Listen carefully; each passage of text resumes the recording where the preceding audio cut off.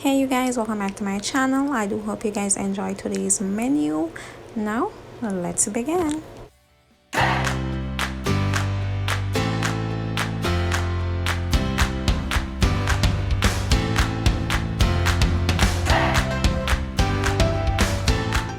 So guys, first things first, I'll be making my desserts first. I know dessert is supposed to be the last thing, but I just want to get this out of the way because it's such a simple recipe.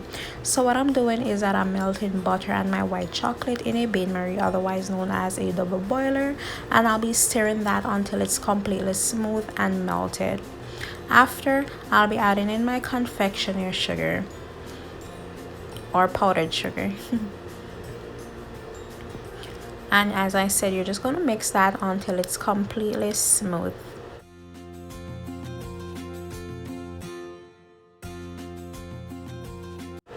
So guys, using a whisk, I'm adding my eggs, my egg yolk and my red food coloring, and you're just going to whisk that for about 2 minutes until it is completely smooth and you know that your eggs are cooked. And guys, I'll be sure to list all the ingredients and the measurements in the description below. Now before you do all this, you're gonna make sure that your oven is preheated to 400 degrees and you want to spray your ramekins with a non-stick cooking spray or butter. Now guys, you want to whisk in your cocoa powder and your flour, and you're just going to stir that until it's well combined. So guys, I seem to have lost some footage, but what I did was I divided the batter into 2 ramekins and I placed those on a baking tray and I baked those until the sides are set but the center is runny.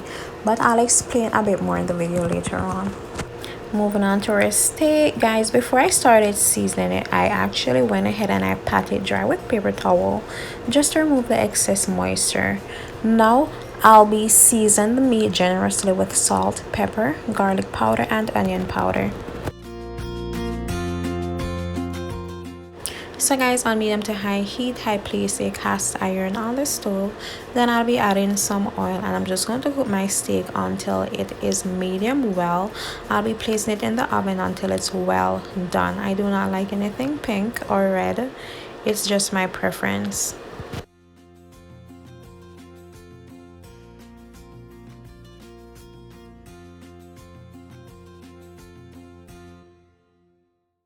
Now guys, this is a perfect sear that I'm looking for. Just perfect. Okay, yeah. But guys, to check the doneness of your meat, be sure to use a meat thermometer and make sure that for medium well, I think the internal temperature is 140.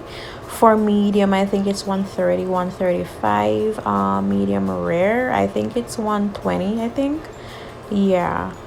I am definitely a bit rusty guys, but yeah, you guys can definitely get a steak doneness chart from Google or wherever.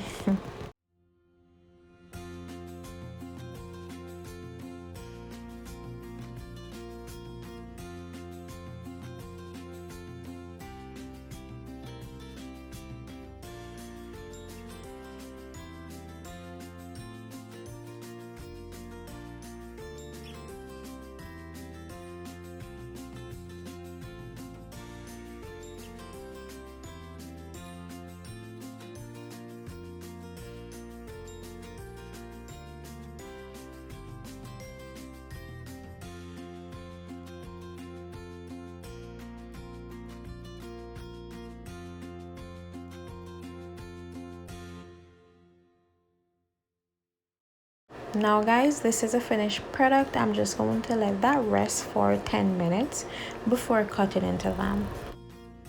Now guys, we'll be moving on to our lobster, and oh my goodness guys, do not mind me.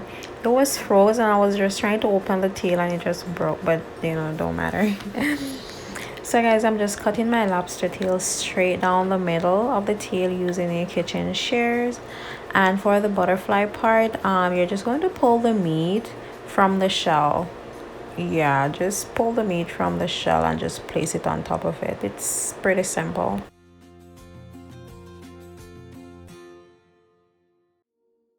So okay guys, let's see if we can create some magic here. Okay, Well, I actually did pull it off though, but you know, damn, it was a struggle. It was a struggle, but we did it. We did it, okay?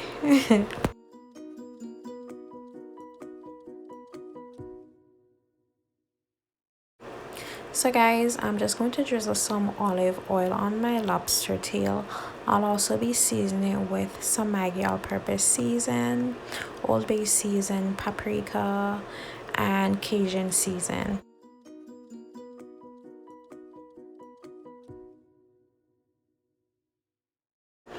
Now guys, we're just going to make sure that it is well seasoned. Every crevice and corners are well seasoned. And I'm just going to bake those in the oven for 15 to 20 minutes. Moving on to our potato, you're just going to add salt to your water and just let that boil. Now I'll be peeling two white potatoes. I don't remember the name of these, but yeah, they're white. Yeah, just peel them. I actually cut them pretty thin so they can cook easily.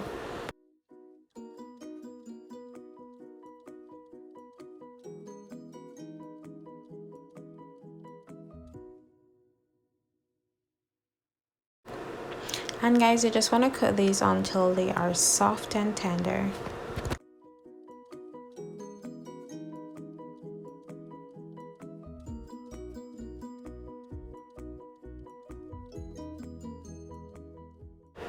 So guys, I went ahead and I placed the potatoes in a mixing bowl. Now I'll be adding oregano and salt, and to help me mash it, I'll be using half and half with a clove of garlic. And I'm just going to mash those until it is creamy.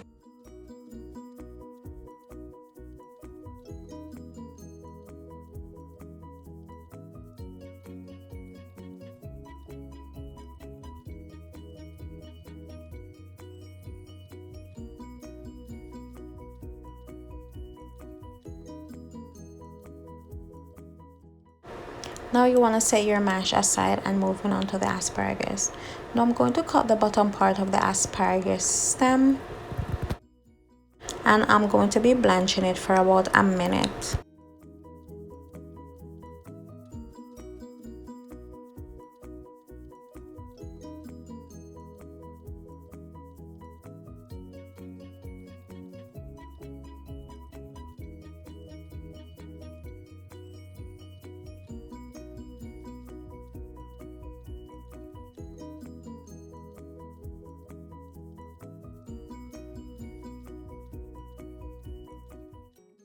So now guys, it's time to saute our asparagus. So in a medium saucepan, I went ahead and I add 1 tablespoon of butter, and I'm just going to let that melt. Then I'll be adding some chopped garlic, and I'm going to let that saute for about a couple seconds, about 20-25 seconds, until it's fragrant. Now I'll be adding my asparagus, and I'm just going to toss that in the butter, the garlic butter, and season it with salt and pepper, and it's good to go.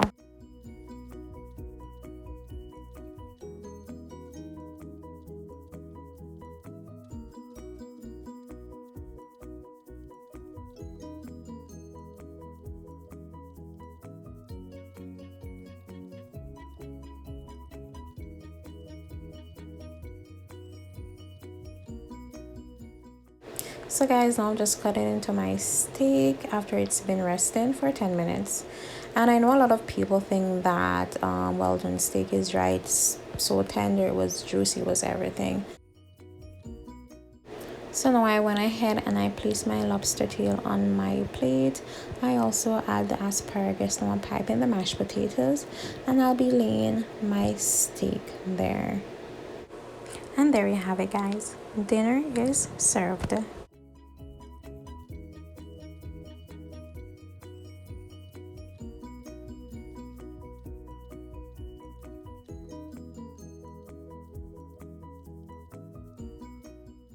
Now guys, dessert is served. We have our red velvet lava cake. Next to it we have a different mixture of berry sorbet. We have strawberry, some heart-shaped butter cookie and some chocolate there on the side, and it was so decadent, guys. And this is just an idea if you guys have your special someone you want to share with, or if you just want to have a wonderful date night dinner by yourself, you can go ahead and do so, which is exactly what I did, my dear.